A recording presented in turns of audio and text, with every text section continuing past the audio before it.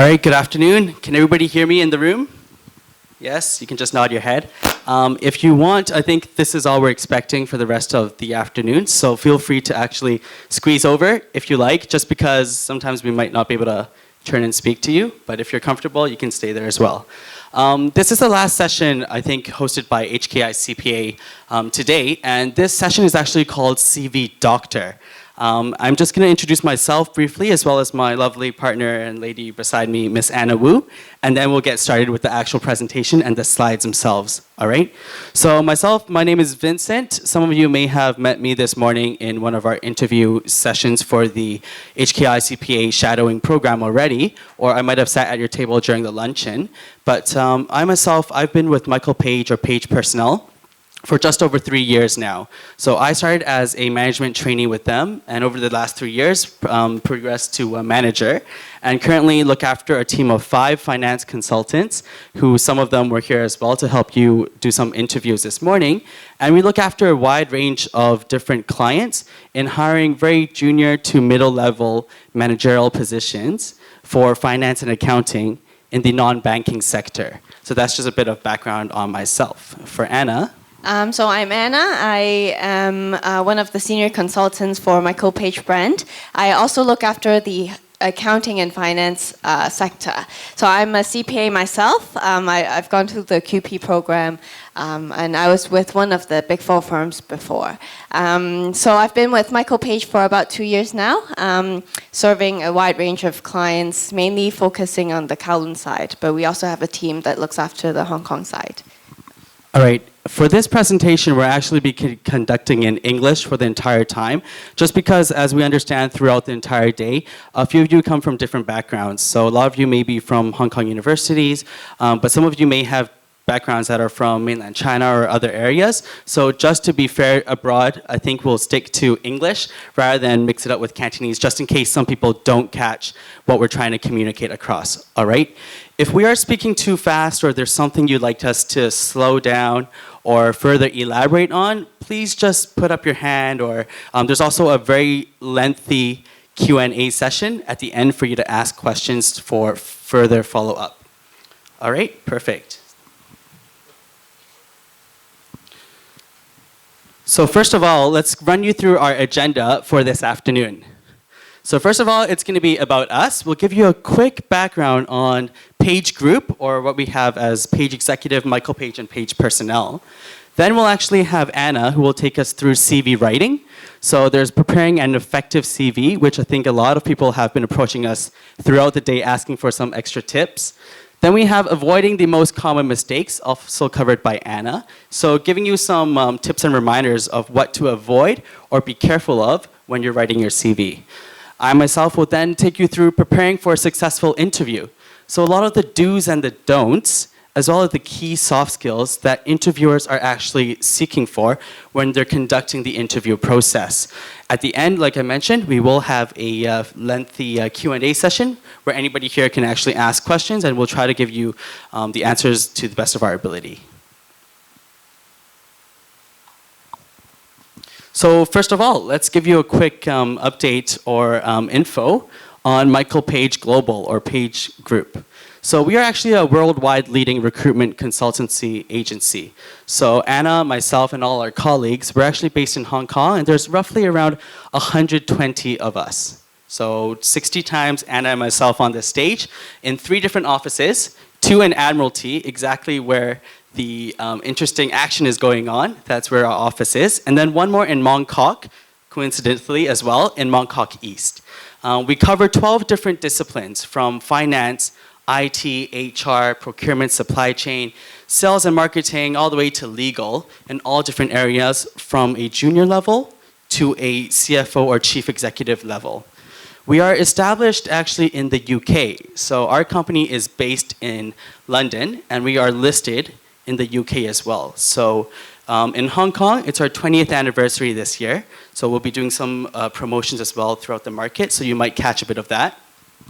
And we are operating right now in 153 offices globally, And we are over 34 countries and just over 5,000 employees. In the next 5 years, there's a high chance that we'll be doubling this as our CEO is looking for some growth and expansion. So we'll be taking up an even stronger market leader position. So here's just to take a look at what we have of Michael Page in Greater China, which is sometimes quite relevant for anybody who's considering making a move either up north or even around to the neighboring regions of, for example, Taiwan. So if you take a look at the screen, what you have is North and Eastern China is one of our regional offices, where we have offices in Shanghai, 2, so one in Puxi, one in Pudong. Then we've also have one in Suzhou and one in Beijing. Hong Kong and Southern China is one other region. And for here, we have 5 offices. So as I mentioned, 3 in Hong Kong. We've got 1 in Shenzhen and 1 in Guangzhou as well. As for Taiwan, right now we have 1 office in Taipei, and this sums up our Greater China offices. So if you have any considerations in terms of working in any of these locations, you can find consultants or our colleagues in similar areas, or you can ask Anna or myself to refer you to somebody to get in touch with about the local market, as it does vary quite differently from Hong Kong. So this slide tells you a little bit about, what our key clients are. We work with clients from, big MNCs to Hong Kong listed companies, to SMEs, and also to some of the startups in Hong Kong where they, want to build a team in Hong Kong.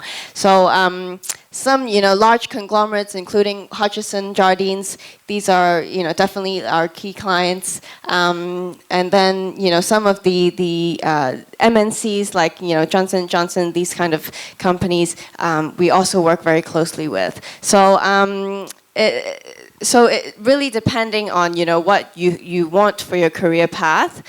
Some people who might want to have a more hands-on position within a smaller size company. We also work with those companies. So. All right, so talking about your resume, which is very, very important. CV is the first thing that the employer is going to see before they decide whether to meet with you. So it's a very important marketing tool. Basically, it's really a sales, you're going to have, it's basically a sales document that you're going to send to the employer. So we usually suggest candidates to have 2 versions. So one is a general version where you can customize for a specific job you have. The job-specific one would be one that, for example, you have a job that you want to apply to. It's a management accounting role. You might want to include some of the more relevant experience or skill sets that you have. For example, whether it's more on the variance analysis experience you might have, on budget forecast, these kind of keywords. Also for qualifications. For example, if you're a CPA, you would want to have a backup document to prove, that you do have that qualification and when you have acquired that qualification. So preparing for an effective CV, very important is to have a very clean and precise format. A lot of times, candidates want to be want to stand out, making their CVs look more, special.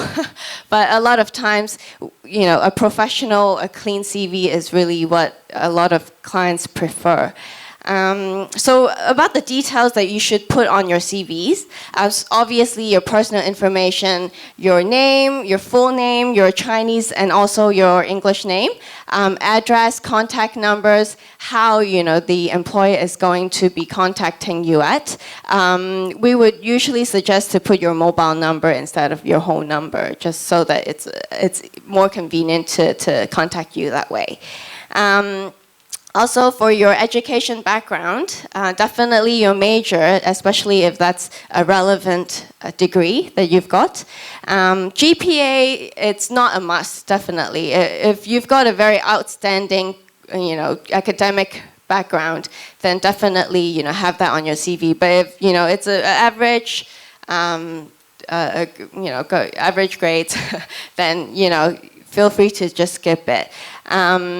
For qualifications, as I mentioned, CPA, CFA, anything that you've got that's relevant to the job that you're applying to, definitely have that there. And remember to have your certificates ready as well.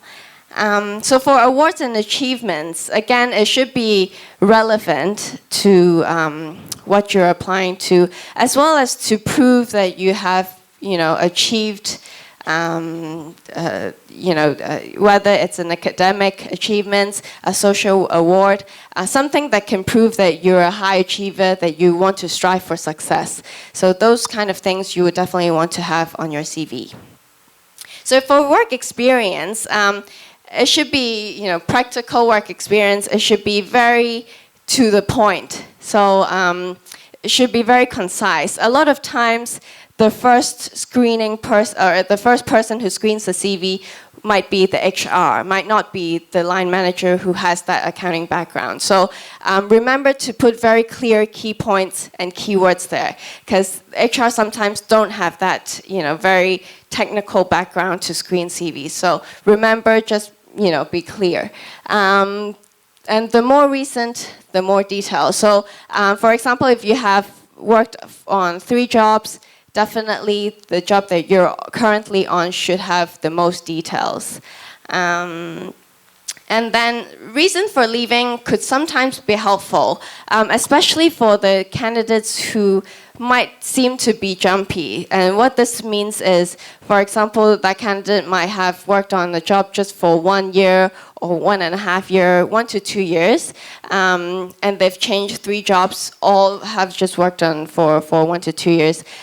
They could have very valid reasons. It could be, company restructuring, could be a relocation to overseas locations, or, very valid family reasons. So if you don't want to appear to be very jumpy and don't want the employer to have the doubt that if you would commit to the job, you could have your reason for leaving on your CV, but that's not necessary.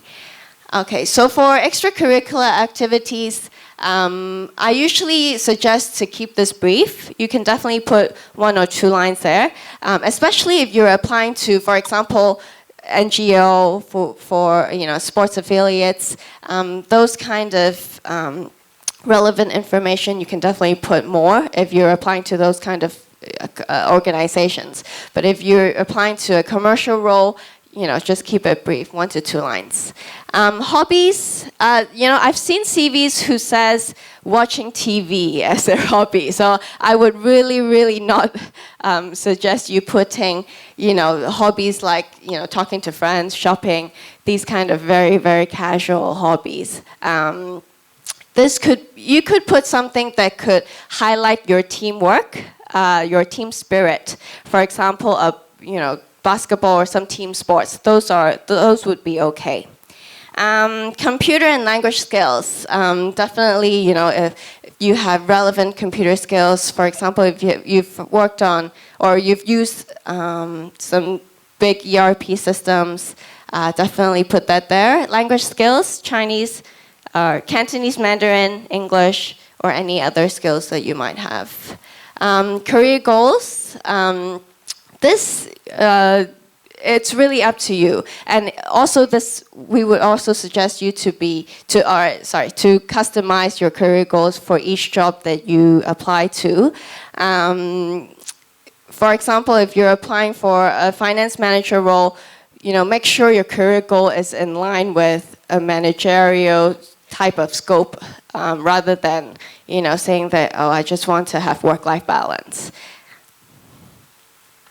Okay, so here's an example of a good resume. So you can see that it has all the detailed information, it has the name, date of birth, marital status and date of birth, those actually are optional, but you can have those there. Nationality as well, that would be optional. Your address, how the employer is going to contact you, your education background, professional qualifications, language, most recent position. So here is an example of how a good resume is. So it's very clean, it's very clear, it's in bullet points. It basically highlights the key points, right? So reporting to the finance director and oversee operations of accounting department, take full responsibility of statutory accounting, so forth. So this is very clear and to the point. We would also suggest putting a brief description of the company. Whether it doesn't matter if it's a large, well-known company or if it's a smaller, less, established company. Just have, one line describing what industry that company is in, or maybe the size of the company. That would also, usually be quite helpful for employer to understand your background. Yeah? Okay. All right, so avoiding some common mistakes. This actually lists out what you should do rather than the mistakes. So definitely list your academic as well as your work experiences in chronological order from present to past. So what this means is basically just have your most recent job at the top, because that's the first thing that the employer is going to see when they look at your CV. List experience in point form. As I mentioned, it's just much clearer for the employer to spot out your key, your major achievements and your major skill sets. Group and consolidate relevant achievements. So if you have very similar achievements awards, for example, a scholarship that you've gained for 3 consecutive years, just group them together. Select relevant achievements and awards. Again, some people, they have a whole page of achievements, but just select the most relevant ones to highlight really what's most relevant to the job. Try not to abbreviate. So for example, some of the words, for example, AP, accounts payable, we usually suggest candidates to write out the full form. And then format, name, contact, education. Just make sure that these are very clear and make sure they are on your CV. So this is just an example of what you should not do. So make sure you list out the most recent, so from 05 to 06, right, your CPA qualifications and those 3 points, make sure they are on the top. And this is an example of how the CV is in paragraph form. So you can see that it's very hard to spot out, the key points. When I look at this, I just rather want to fall asleep than reading this whole thing through. So yeah, make sure it's clean and clear. Awards and achievements. So this is what I mentioned as well.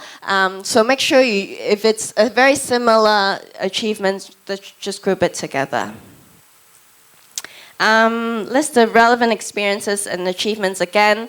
You can list all, your choir experience, piano examination, but make sure those are relevant and quite recent. So if they're, too far back, we will also suggest you taking it out. Yeah. Cool. Thank you, Anna. Now we'll move on to the second part, which is going to be effective interviewing skills. All right?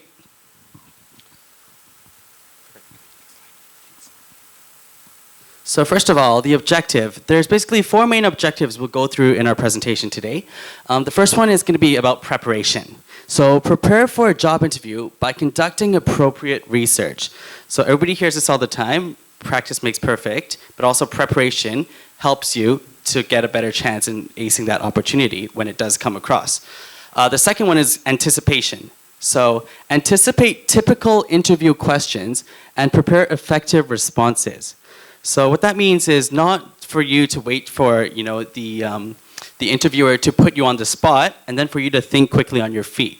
The best candidates who actually are able to do that are the ones who have actually thought about the 2, 3, 4 different types of questions they anticipate that their interviewer will ask them based on their skills, work experience, background, education, and already have answers in their heads or the back of their minds in dealing with each of those scenarios if they ask them that question. That is what we mean by anticipation. The third one is projection. So projecting a professional image is very important. So we'll give you some tips on how to actually create that first impression that will end up being the last impression as well when you join that company and make it lasting throughout your careers. The last one is response. So respond in a professional manner under a variety of interview situations. So this is just the reactive side of everything you've just seen at the top. So preparation, anticipation, and projection. Ultimately what happens is that you can't control how your interviewer is going to act based on a response. So what you then have to do is literally be quick on your feet and respond and react based on their reactions as well. A bit taps into what we call EQ, and we can cover a little bit of that as well. All right, so the first part, preparation. Do your homework. I'm assuming that if you're sitting here today, you've done your homework at least in order to get your degree or you're studying.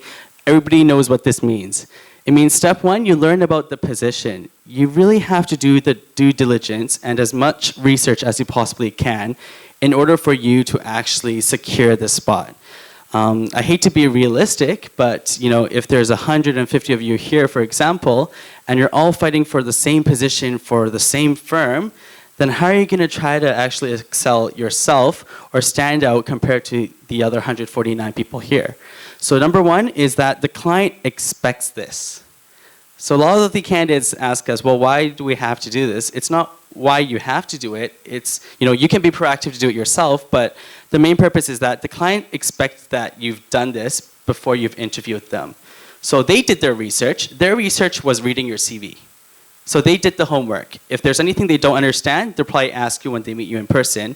But what they expect from you is for you to actually research the company. So the job ad, the job description, the title, the team, anything that's available either in the market, or sometimes if it's not available in the web space, then try to see if you have networks and tap into those to understand. If you have a friend who's working for the Big Four, the Big Six, ask them how that culture is different from the other firms. That information is not on Google. Google will not tell you how Deloitte's different from KPMG or how PwC is different from EY or which one's ranked better. Yes, you can see revenue, you can see everything. That's public information. What you want to tap into is private information. So understanding the culture, the team, the leadership skills, the training, the bonus structure, all that is for you to actually do some research and do your homework. Step two is learning about the application process and the procedures. So what this means is understanding what's going to be expected of you throughout the interview process. Understanding this, you're able to manage your own expectations and your own emotions. So for example, if you know that there's going to be a CFO or maybe the decision maker is a director based in the United States, then you know that this process is probably going to take at least a couple weeks for them to reach the person who's on the East Coast in Boston or New York. Alternatively, if you know that this is a Hong Kong company and the headquarters is in Hong Kong, you can probably expect a process or recruitment process of anywhere between 2 weeks to maximum 1 month because the decision makers are all in Hong Kong already.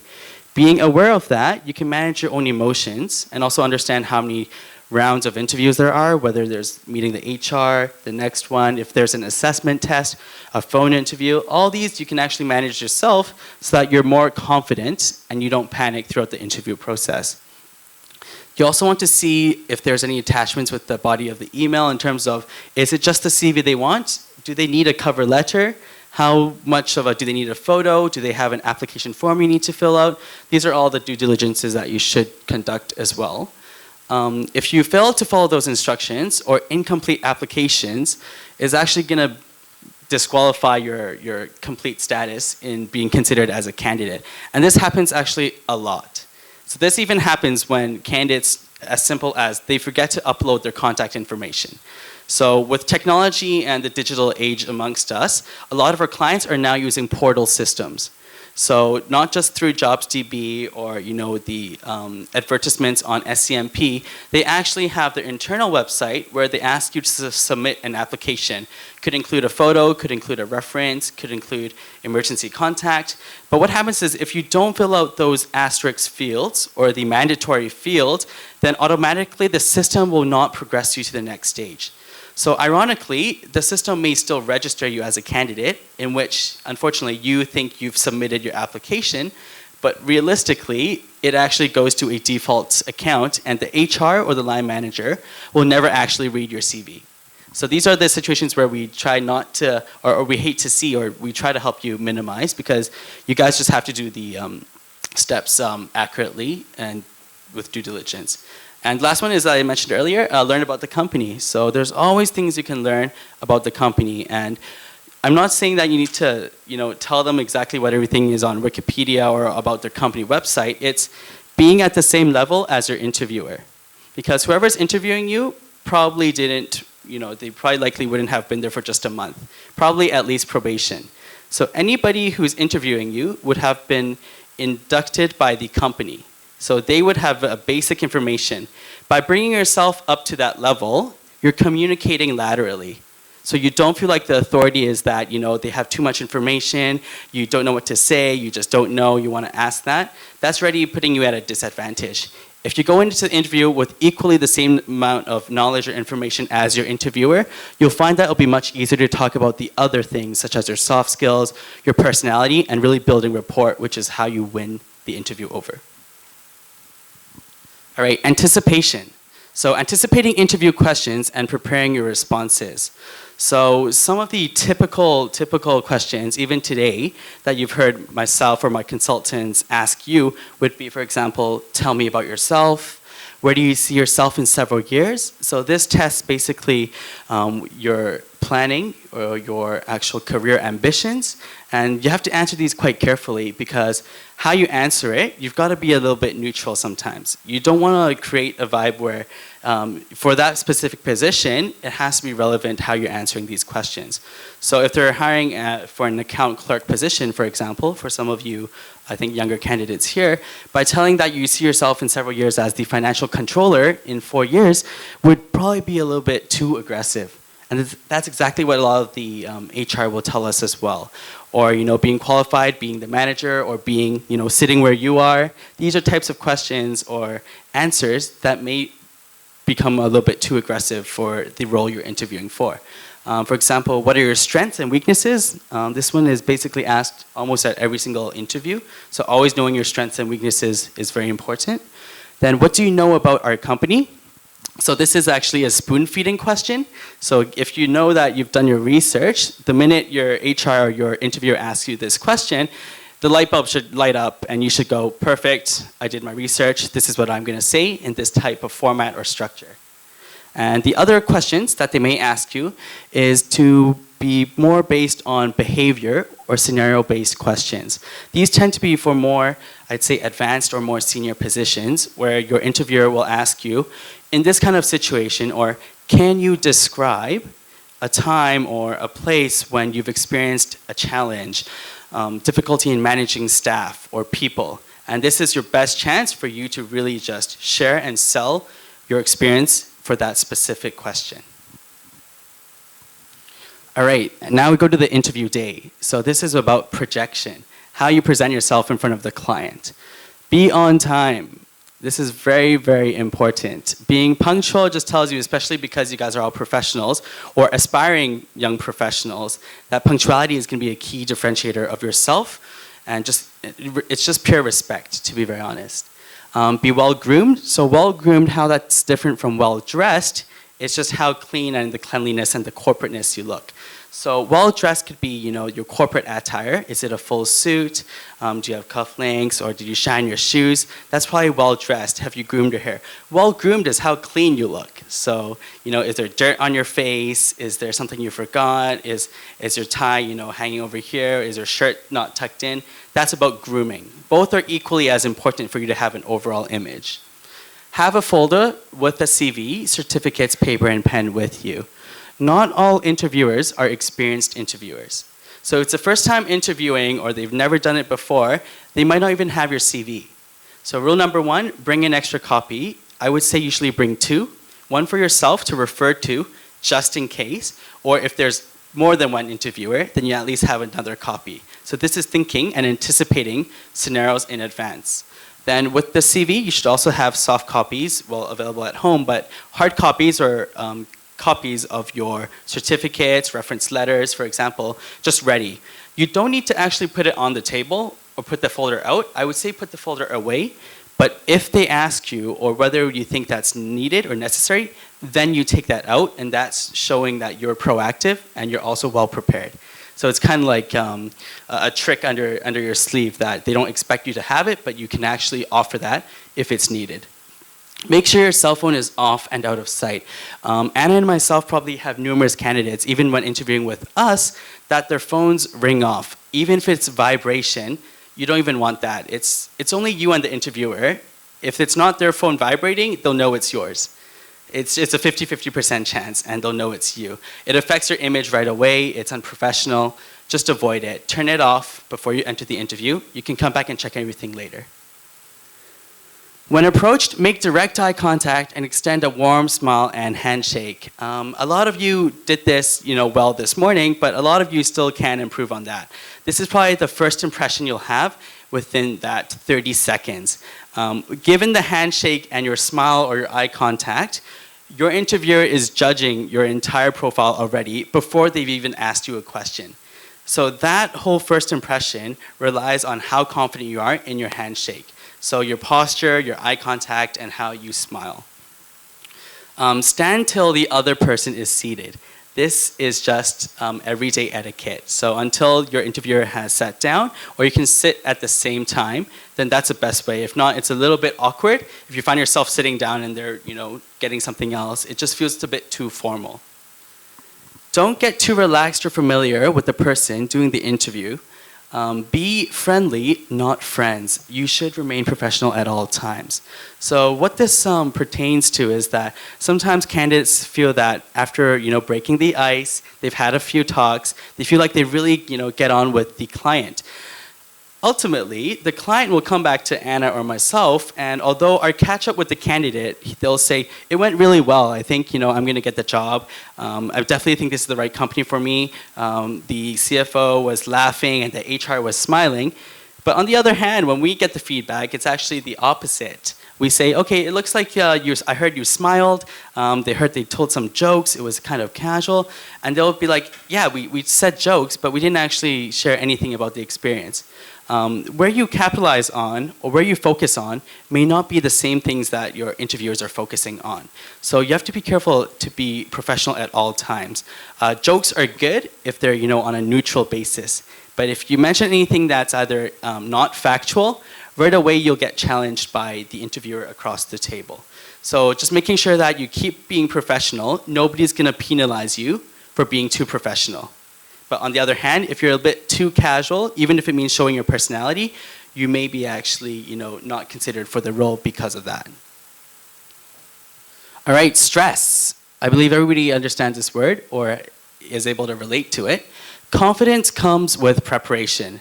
More than 50% of your interview can be anticipated. And this is true because the 50% I'm talking about is in ideal interview situation, if it's just one interviewer and one candidate, 50-50, right? Your 50% you can fully anticipate in terms of all the research you can do. The other 50% is interacting with the interviewer. You can't guess what they can say or what they might all of a sudden think of, but as long as you've done your part and you try your best to match that using what you've prepared, you're at least in better hands and you'll feel at least confident to handle the questions that they're going to ask you. Last but not least, we've got body language. So this is actually one of the universal languages that happens to everybody, especially if you ever interview for a regional or international position. Sometimes you can't actually meet the interviewer face to face.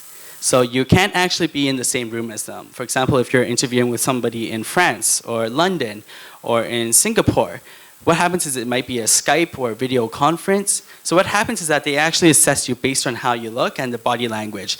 You can't give the handshake, so you can't create that first impression already. So what the first impression means is when you're sitting down, if your body language is open or closed, where your shoulders are facing, how you're looking, if you're slouching or not, if your shoulders are back. These all add up, and any interviewer will be able to tell right away whether your body language displays confidence or nervousness or anxiety. You always want to display confidence. Sit up straight and don't slump. So once again, it just means that you respect, you're interested, you're energetic, and you're excited about the position.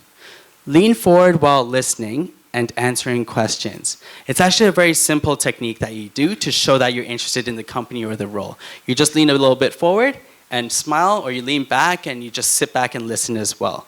Eye contact, most people give about 99% eye contact when somebody's talking to them. But when they're talking, they actually give anywhere between 10 to 50% eye contact. So for you, if you have an eye contact issue, I'd suggest practicing either with a friend, with a peer, with a colleague, and practicing to actually increase the eye contact level when you're speaking to somebody else. Keep your hands above board and gesture naturally. You just want to make sure everything is at a natural, calm level. You don't want any distractions, so try not to put your hands near your face or scratch or anything like that. Keep them either by your side, on the table, or on your lap, somewhere where it's just a neutral position.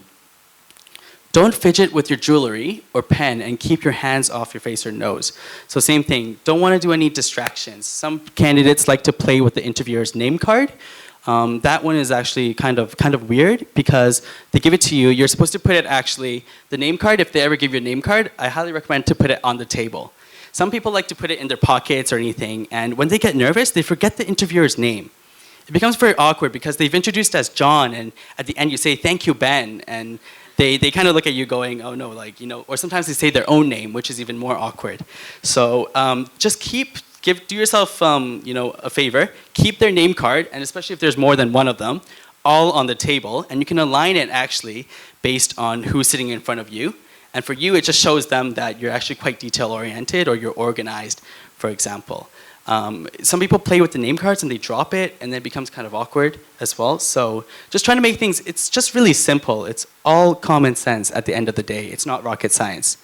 Don't be tempted to fold your hands. Keep your arms uncrossed to show you are open to the conversation. So this is crossing your hands. If you sit like this during an interview, it gives them the signal that you want to interview them, or you don't want the job, or you are mad because you don't know why you're here. In that case, it becomes very aggressive. You see each other fighting for power because he'll ask you a question and you'll end up answering, but they'll challenge you again and again because you keep crossing your arms. If you try crossing your arms, you'll feel that your eyebrows naturally scrunch up together, and it makes you look angry. And that's one of the reasons. So just opening up your body, you'll naturally actually smile and be in a more receptive posture. Keep eye contact, we've covered already. And last but not least is always remember to smile. Smiling is by far one of the warmest ways that you can break down any form of anxiety. Even if it's absolutely silent, by smiling, it actually makes that silent just that little bit less awkward. All right, so this is one of the very interesting slides that we always get a lot of feedback on, is when an interviewer asks us what questions they have for them, what do they expect, or what are they expecting us to ask them? Here's a few that we actually have just for you to ponder or think about. The interview is a two-way process. So you are choosing the organization as much as they are choosing you, so ask questions. So this is rule number one. Ask questions. Even if they've said everything possible about the firm or the company or the role, even if you've done all your research and did everything, prepare, anticipate, project, and respond, there's always something you can ask just to make them or further seal the deal that you are the right candidate for them. So develop a list of questions about the position and the company. Interviewers love it when candidates show initiative and interest in the job. Anticipate the interviewer's responses and be prepared to relate them to your own assets and contributions to the employer. So what this means is it's your last chance to sell yourself. So a lot of candidates don't realize this. Asking questions isn't actually about them. It's actually about you. You asking a question is your last chance to signal to the interviewer that I am very keen on this job, I still really want this, how am I gonna get hired, without being too aggressive. So asking the right questions will make you become the candidate that actually gets the job. Questions should demonstrate one of these things, your motivation, that you are projecting yourself into the role, and being practical. So this is where you don't want to bring in any fancy new ideas that you've not mentioned about any time throughout the interview. Asking questions should be actually further summarizing or further elaborating on something you think is really, really important for this job and why you think you're the best candidate for that position. So re-highlighting is where you would be able to ask these questions and turn this around as well. Being practical just means you don't want to ask questions that the interviewer will find awkward or difficult to answer. Nothing too personal, but you want to, so for example, nothing like, are you married, or how old are you, or how many years, what was your raise, how much money are you on? Any of these things are going to be impractical and will automatically eliminate you as a candidate. Being practical would be asking something, for example, how did you develop your career? How long did it take you to get to where you are? What are the biggest difficulties that you've faced? Within the company, what do you think or what do you see as a strategy for the firm to further develop or grow? Or if not, then what do you think is the firm's revenue strategy, or will that change in the next year? Asking questions that are relevant to your field, which is accounting and finance, in addition to the role itself, will show that you're actually a very diligent candidate. And questions should not be challenging the company's strategy, be too theoretical or detailed, be about salary. For example, you don't want to be challenging the company is, for example, even along the line of politics right now. I think it's a very hot topic within Hong Kong. All the companies are fully aware that there's demonstrations in Hong Kong right now. Making sure that you are breaking the ice but without offending or staying neutral in this interview is very important. So not asking questions like, what is your firm's take on the demonstrations in Admiralty, or do you support the government? Any along those lines will put you in an unfavorable aspect because it's something that's not relevant to the actual role. So you want to make sure that you're not challenging the company or imposing any ideas that they should follow a certain way, for example. All right. And final thoughts. So just to wrap up, for doing a good interview or how that creates a strong impression, you want to always arrive on time. You want to demonstrate by word and deed you're fit for the position. So word and deed, what that means is word is by speaking, so sharing your experiences and telling them that's what it is. The deed itself, you can't actually show somebody how fast you can do the month-end closing because that takes at least 3 to 5 days. What you can tell them is if you have that experience, how you actually did it. So one of the best techniques we have candidates use all the time is a storytelling technique. So basically taking your interviewer on a virtual trip to exactly what you did maybe 6 months ago and describing to them how you did the job. And it can be as detailed as you want. So for example, you can actually say, okay, month end happens, we close on the 30th or the 31st. On the 1st, we get reports from the local markets, then we consolidate. Then by the 2nd, we need to forward it to the regional headquarters. By the 3rd, we do this. And that's how they can understand whether you actually know what you've done. And that's what we call doing the deed. Project a professional image. So dress appropriately. It's better to overdress than to underdress. So always bring an extra suit jacket, bring an extra belt or a tie. If anything happens, you have this to actually fall back on in case anything does happen.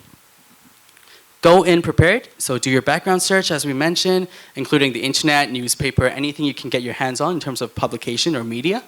Then you also want to learn more about the company, their products, or their service. So these are the two main industries, product or service, and also the person you're meeting with. So LinkedIn is a fantastic tool right now on social media where you can actually interview, or not interview, but actually take a quick look at who's interviewing you. So just type their full name if you know it. If you don't, try to find out. And check on Google, check on LinkedIn. You'll be surprised, right off the bat, you can see an informal version of their CV. a lot of the interviewers will protect or hide some of their information unless you're a premium account. But what it at least means is that it shows you their background. If they've been audit trained, if they've had overseas experience, this is very key facts where you can try to see where you overlap in terms of common areas with your interviewer. For example, if you studied at Hong Kong University and you somehow come across that your interviewer also studied at Hong Kong University, you might end up talking about whether you guys stayed at the same residence hall. That's how you actually break the ice more effectively and stand out and create an impression to the interviewer. They will actually be quite impressed that you've actually researched them and know more about their profiles as well. So it's actually quite professional. Be engaging. So let your enthusiasm and interest for the job shine through. Clients don't hire wooden boxes. So what this means is we always tell people to be professional. Being professional does not mean you need to be rigid. It means you have to be polite, but it means you have to be yourself in terms of show sincerity. If you're excited for the job, you can show excitement. You don't need to stand there and pretend you need to keep a straight face. You can actually smile, you can giggle, you can laugh, but you have to be sincere. The worst ones is when you try to make a fake laugh or you make a joke and it doesn't work. That's what we don't encourage you to do. But if you're excited actually about certain things, show your excitement. Energy is contagious, especially when it's positive energy. If you're laughing and they're not laughing, then you should probably use your EQ and assess what you've said is probably not too funny and try to say something else instead. And if you were part of a team effort, acknowledge the team's contribution. If your achievement was your own contribution, let the interviewer know. So a lot of people say, what are your strengths? I am a team player. And then people say, well, okay, are you a team player? Are you an independent and proactive person? It's very important for you to decide whether for that role, they're looking for a team player or for someone who's more of a leadership role. So being too flexible on either of those sometimes isn't the best strategy. The best strategy is really analyzing whether this role requires you to be this in certain aspects, but also to be able to step up to that for a promotion or potential career development. Have fun and relax. If you're tense, you'll be seen as rigid and uncomfortable. Breathe deeply before you start the interview and center yourself. So this all starts when you walk into the interview room. Just actually relax. Take a deep breath, go in with a smile, and it should be an interactive session, not a Q&A session. Because a Q&A session is way too formal, and what happens is that it becomes a very directive approach. They'll ask you a question, you'll give them an answer, that's done. Next question, next answer, that's done. You'll be very bored, and by the end of it, you'll probably know that you didn't get the actual job. Last but not least, send a thank you letter within 24 hours. This demonstrates that you're interested and your attention to detail and another opportunity to market yourself. So I mentioned during the interview, asking questions is the last time you sell yourself. After that is the follow-up. So if they've given you that name card, this is where you follow up with the name card. Send them a quick email just to refresh them within the time frame of, let's say, 24 to 48 hours is acceptable because you don't want to appear too aggressive as well. It just means that you've actually appreciated their time out of respect, and it's for you a great way to end up actually keeping in touch with these contacts. Because at the end of the day, I doubt anybody keeps every single one of those name cards, either on your phone or an email. So the best way is that you've sent an email, you'll at least have that contact down the road. All right, so we've done a lot of rambling. I hope you guys aren't too bored. But Anna and I, if time permits, will be happy to take some questions from the floor because I think we're a bit short on time as well. Are there any questions from the floor? We've got, I think, a couple student helpers who have some microphones as well. 廣東話問 Okay 嘅，if 你唔介意我啲廣東話唔係好正嘅話，哦，咁通常見工之前，除咗 CV 之外，仲有 cover letter 啦。咁 cover letter 會 highlight 一啲你過往嘅 experience， 講話你點樣 related to 個 job 啦。咁我想問，咁會唔會重複咗你 CV 上邊寫你關於啲 job achievement 啊，或者 responsibility， 會唔會有真係重複咗唔好咁樣？ Okay, so CV 同埋 cover letter 嘅 difference 其實你個 CV 係你成個過程，你所有你做過嘅經驗啊，你讀書啊，全部啲嘢喺你個 CV 上面嘅。個 cover letter 其實淨係多數係一版到嘅啫，而個 cover letter 主要係想 highlight 翻某啲經驗 and 一個 summary 嘅 paragraph form 咯。咁點解佢叫 cover letter 而唔係叫cover point form or anything like that？ 咁你要 make sure 嘅就係你唔係話一定要重複，但係你係 re-highlight 翻嘅啫。好多時其實你最緊要係你個 CV 要寫得好靚。Cover letter 其實好多時都係 optional 嘅，因為其實 to be very honest， 如果你有100份 CV 嘅話，好多嘅even 我哋 consultants 都未必有機會去 screen through 晒所有你哋嘅 actual 嘅 cover letter 咯。So make sure 你嘅 CV 寫得好 detailed， 而佢 request 個 cover letter， 你寫翻一個paragraph form of 你個summary of 你嘅 qualifications 就 OK 㗎啦。我想問一問，因為而家好多嗰啲僱主都會用嗰個 group assessment 去評估嗰啲candidate， 所以我又想問一問，如果我哋平時準備嘅話，可以做啲咩準備嘅工作，同埋究竟嗰個 group assessment 係想睇 candidate 咩 personality 或者其他能力？Thank you。So group assessment， 咁我哋今朝其實 even 我哋 conduct 都有 group assessment 嘅。咁好多時睇你嘅首先就係你個 role， 你睇翻佢請咩人咯。咁好多時 group assessment 睇嘅係你嘅 interaction。如果佢條 team 有超過5個人、6個人，佢想知道喺你一個 multiple 嘅people 嘅 environment， 你會點樣去 react 咯？咁其實你要好多時就係擺翻你自己喺對方嘅shoes，just to understand 其實佢哋想睇啲咩嘢咯。咁有啲 roles 譬如調翻轉頭，我哋有啲其他 consultants 之前係國泰嘅空姐或者空中少爺嘅話，佢哋喺個 group assessment 裏面其實好多時你聽過係斬五關啊、過六將啊 whatever 嘅話，佢哋係真係睇翻嘅最緊要可能個人係乖巧，而 communication skills 係 good 咯。調翻轉頭最 proactive 嗰個 leading 成個 discussion 啊個 debate 咧，臨尾未必可能會 actually go through to 個咁嗰個 role 其實係一個 customer service 嘅 position 嚟嘅。咁佢需要有一個人係 very stable 去 proceed with 佢哋做嘅嘢咯。咁所以你要睇翻個 role 而了解翻其實個 interviewer 用乜嘢嘅準則去篩選啲人，而你要去 assume 翻嗰個 role 咯。如果佢哋係揾緊一個好 aggressive 嘅 sales， 咁可能佢哋其實就想睇翻就係你會唔會 step up to 嗰個 sales 嘅 position 咯。如果係一個好 technical 嘅位，可能我想睇翻你可唔可以 analyze 啊。如果係 supervisor 嘅位，你有冇 leadership 咯 ，for example。